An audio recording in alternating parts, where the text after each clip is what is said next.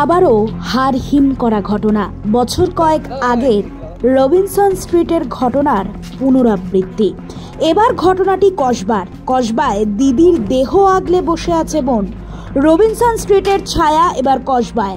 কয়েকদিন আগে মৃত্যু হয়েছে বৃদ্ধার, অনুমান পুলিশের।